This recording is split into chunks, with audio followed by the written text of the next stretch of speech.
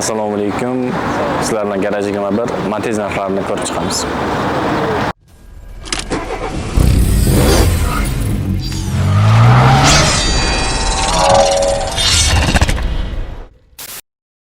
Yashil Matiz 2005-yil Lux kondisionerlari bor, 30% kraska yegan ekan.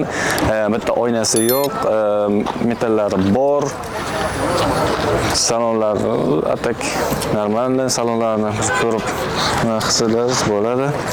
Akamiz aytibdilar, xohlagan variantga beraman deyaptilar, Vikivkaga, kreditga. Narxini 30 million so'm deyaptilar. Yana ozroq kelishtirib beradilar.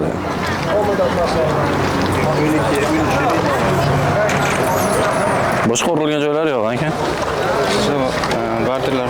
Barterlar ham bor ekan.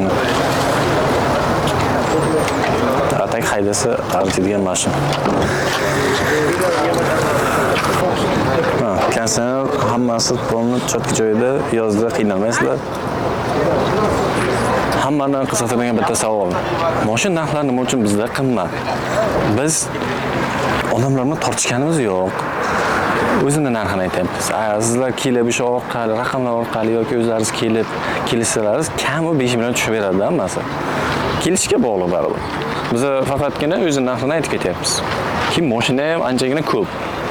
Ikkinchi Oqmatiz 2012-yil, metallari bor, kondisionerlar chotki turibdi, kondisionerlari bor, balonlar 50% desa ham bo'ladi, pastda yangi.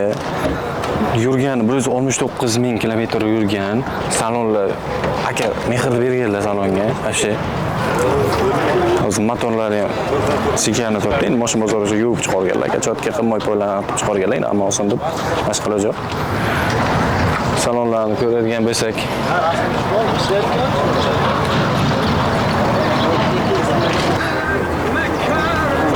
mashina shumka qilingan, magnitofonlar chotka yangi vashib udar turibdi. Chexollar udar. Qo'liklar yaxshi. Kraska o'zaro joyi bor dedilar, adashmasam o'zi eshitgandek bo'ldim, yana bilmadim. 2019 eksport variant Matiz. Bir ko'rib yurgan, narxi 75 million so'm deyaptilar. Endi kelishtirib beradilar. Uni hozir yana bir o'zida so'raymiz, aniq qilamiz. Metallari bor. Salon yaxshi turibdi, kondisionerlar bor. Eksport variant bo'lgandan keyin kondisioner bo'ladi. Chexol polik hammasi chotki joyida turibdi. Ko'rinishdan ham yaxshi. Udar. Kraskalari toza, umuman kraska bo'lmagan. Balonlari yangidek, onadan tug'ilgandek deydi. Sal qarasa 1-2 yosh kattadek. Bir kurik haydalgan.